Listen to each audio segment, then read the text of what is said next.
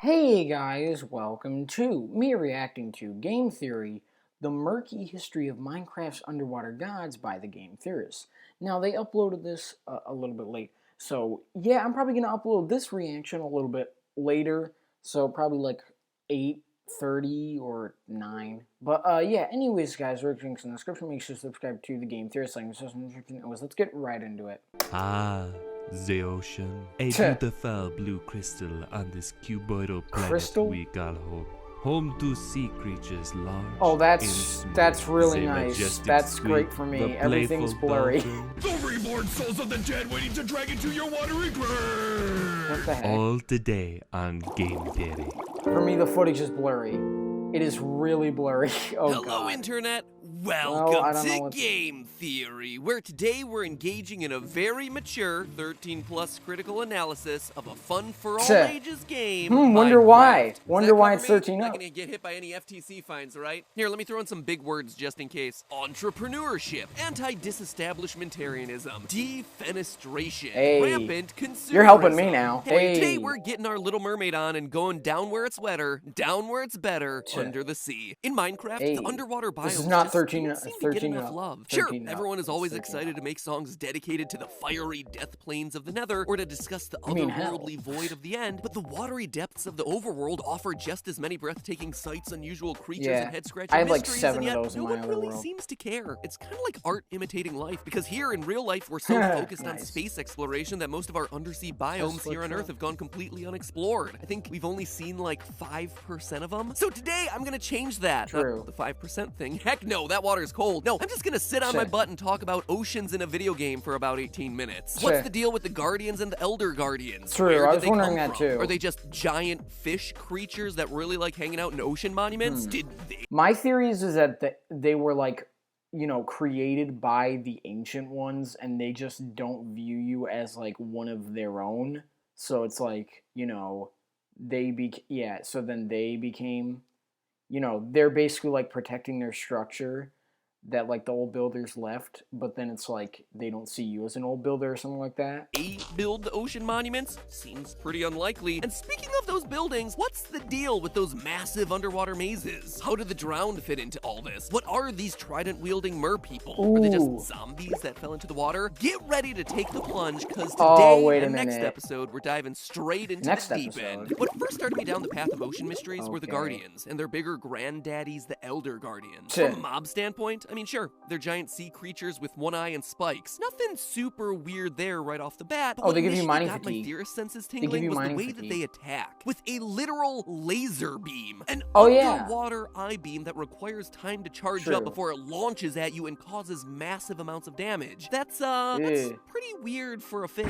Or Oh, really any sort of natural, organic, living creature. Well, this is I mean, Minecraft. Minecraft is a game full of fantastical Yeah. creatures, don't get me wrong, but attacking with eye laser cannons just felt out of place for me. So I just kept swimming, What? and stumbled across an even more unusual detail: their inability to die. You see, if you take a Guardian or Elder Guardian out of the They water, can't it drown. just flops around Yeah, they on can't dry drown. land, like a cubic Magikarp. But why this matters is what doesn't happen. You see, it doesn't suffocate when exposed to the air. Yeah. It literally just keeps flopping around until you carve it up to make sushi. Well, What? it's just a video game mechanic, I hear you saying, and you'd be right if only other fish behaved the same They way. didn't. For every other fish in the game, you take it out of the water, Including it flops around everything, and eventually yeah, everything in dies. the Take water. a squid out of the water, it suffocates and dies. Take a salmon out of Dolphin. the water, it suffocates and dies. Take a pufferfish or a cod out of the water, they suffocate and they die. If you can't tell, there were a lot of cuboidal animals that were harmed during the production of Yeah, this I'm video. Anyway, the FTC. Guardians and the Elder Guardians are the There you go. only undersea creatures that can live indefinitely on the land. So between that and the laser eye thing, there was just something, pardon the pun, fishy about them. What? Or actually, that's completely the wrong pun, because it was something that didn't feel fishy about them. Something that Okay. felt a bit less like an animal and a bit more like a machine. A Let's machine? look closer at the design of the Guardian. Notice the colors of its flesh and What? the cracked patterns across its body. It's nearly identical to the Prismarine blocks that Prismarine. form the ocean monument around them. Coincidence? What? I think not. And that isn't just my So you observation think it's a either. Prismarine In Minecraft's block? official mob bestiary, the in-depth guide written from the perspective Jesus. of an animal researcher in the Minecraft world, they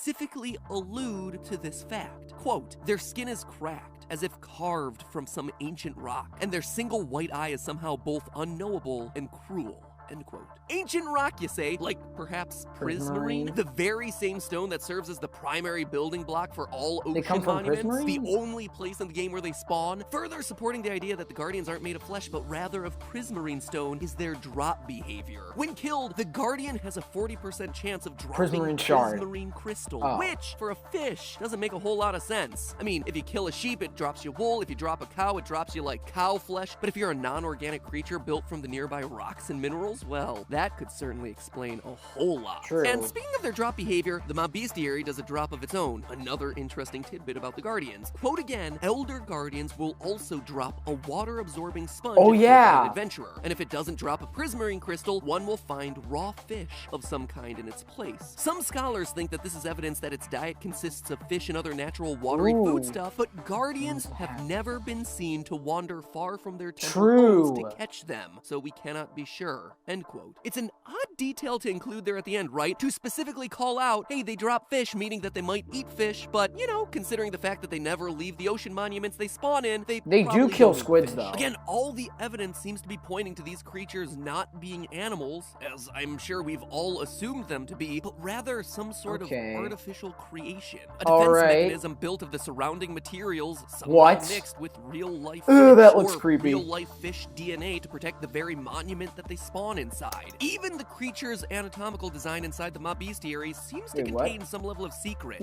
For most other mobs in the game, the book has this incredible illustration of their inner workings. The dense skeletons of the creeper, the humanoid brains of the Enderman. But for the Elder Guardian, we get ourselves a piece-by-piece dissection of the eye, with components that look kind of like wires, leading to panels meant to charge up its laser.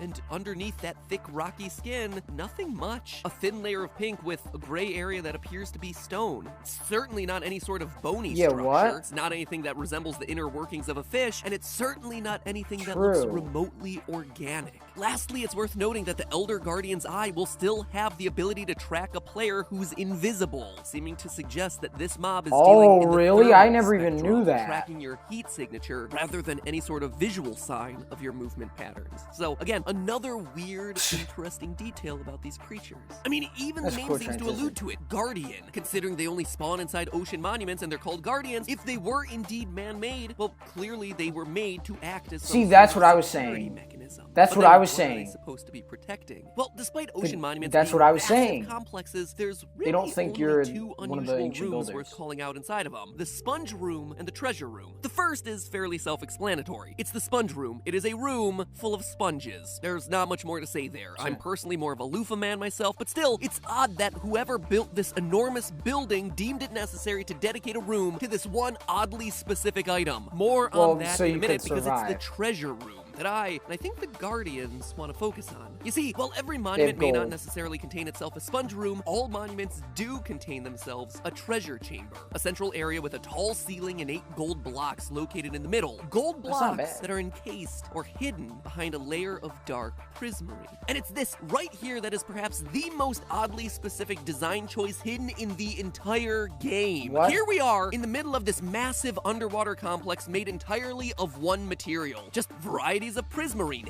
everywhere. That's it. And yet, smack in the middle, the designers decide to include this massive golden box. Alright, that alone would make some kind of sense, I guess, displaying your prized treasure like it's a core to the entire building, but it's the fact that the gold is hidden under another layer. The gold is literally encased within a box of dark prismarine, within a box of another stone hidden away, that really strikes me as noteworthy here. And it's those details, coupled with the overall design of the structure, that leads me to believe that the ocean monuments were made to be religious buildings. First, let's just start by looking at the overall design of the ocean monument. It's a classic ziggurat structure, a staircase-like building with wide flat landings that get narrower each level up. Basically, it's like a big pyramid, but with some stopping points as you get higher, whereas a more traditional pyramid, like those in Egypt, consists of a smooth, continuous line all the way to the peak. Ziggurats were famous in ancient Mesopotamia, basically the first place you learn about in world history class and never fully understand or care about. Cradle of civilization, have no idea what that is. Let's just get to ancient Greece and Egypt already. Those are the cool ones. True. Or at least that's how I felt when I was learning those units. So I went back, refreshed myself on all that information, and let me clear it up for you. Mesopotamia back in the day was where modern-day Iraq and part of Syria are today. So basically, it's an ancient civilization located in the Middle East. That is where you would find structures like the one that we see depicted here in Minecraft. Hey. So, knowing the real-life structure that these monuments are based on, we can start to get clues as to what their intended use was in the Minecraft lore. You see, in ancient Mesopotamia, a ziggurat's main purpose was religious. It was meant to connect heaven and earth. They're thought to have been built to literally house the gods. Which is why there's gold? Only priests were allowed to get inside of the ziggurats. And this hypothetical religious use seems to be supported by Minecraft.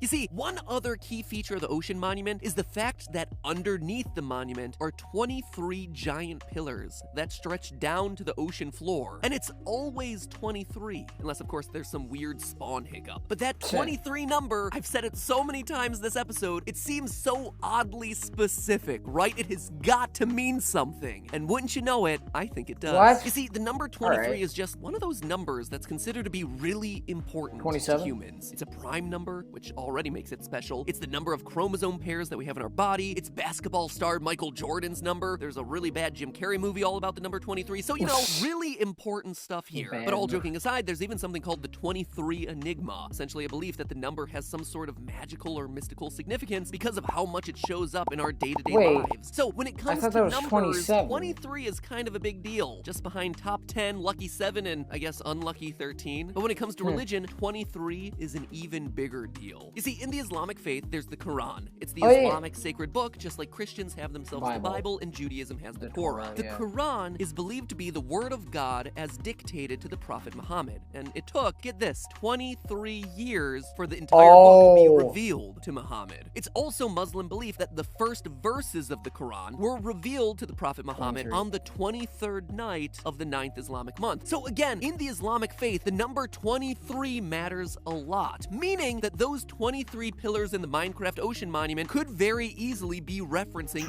important pieces of religious architecture found around the Middle East. No, ziggurats aren't mosques, where Islamic faith is currently practiced, but they are connected by geographic region and religious connotation. Now, here is where everything comes together. If Minecraft's ocean monuments were indeed places of religious significance, where an ancient race of people believed gods could come down onto the earth and live, it could explain the box of gold encased in dark prismarine with sea lanterns in each of its corners. But to understand why, you have to be familiar with the Kaaba. The Kaaba is a black cube building at the center of Islam's most important mosque, the Great Mosque of Mecca. It is the most important place in the Islamic faith. So important that practitioners of Islam are almost required to take a pilgrimage to see this once in their life and give worship there. Why? Well, it's thought that the Kaaba is the house of God, the sacred house, the connection between heaven and the earth. The Kaaba is a sacred place with an inside of gold and marble, but on the outside, it appears to just be a large black cube of dark granite. Just like we see in the game with the dark prismarine being like on the outside of those golden cubes. In each of the corners in Minecraft is a sea lantern, and wouldn't you know it, each corner of the Kaaba also has itself a special symbolic significance, most often pointing to one key location from Islamic history. So could it be that the guardians of Minecraft are protecting the most sacred treasure of all, the location, or at least the perceived location, of God himself? It sounds crazy, but remember, the ending of Minecraft does indeed have two godlike figures speaking with each other about your gameplay. The fact that gods exist in the canonical universe of Minecraft is an established part of the lore. I mean, a lot of the details really line up here. The ziggurat structure connects us to the Middle East and Islamic tradition. The 23 pillars and their importance to Islamic faith, covering up the golden, important interior of a building with a dark stone exterior just like the Kaaba. The perfect cubic shape of both of those structures. The importance of each of the corners. The need to have the guardians protecting this place at all. Heck, even the name. This is the Ocean Monument. It isn't a ruin, it's not a temple, it's a monument. Monument is a word used to honor a place of historical significance, a place of the dead, or an important figure like a god. You don't call the building that houses your sponge room a monument. Oh yeah, and it's worth mentioning here as one last final note, the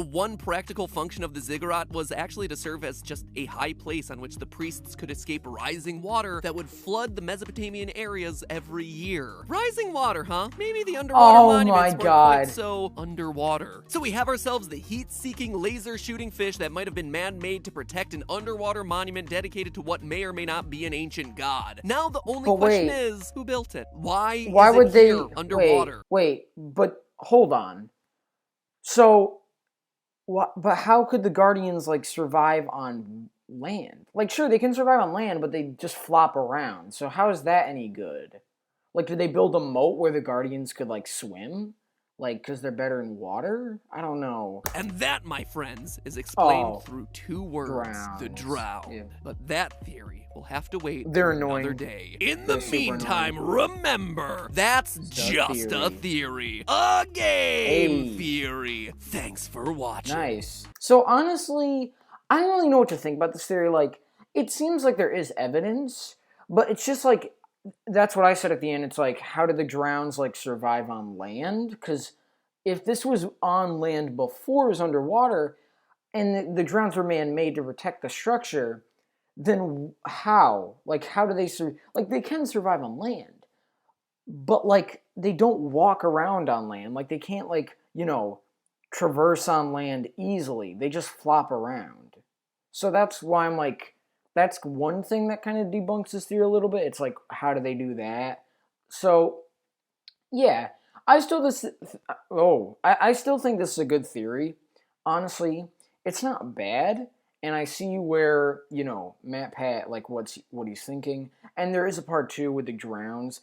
Honestly, I hate the drowns because they just spawn way too much. Like, compared to every other mob, they just spawn way too much. But yeah, anyways, guys, if you enjoyed this episode, leave a like and subscribe to my channel. Guys, see you next one. Bye!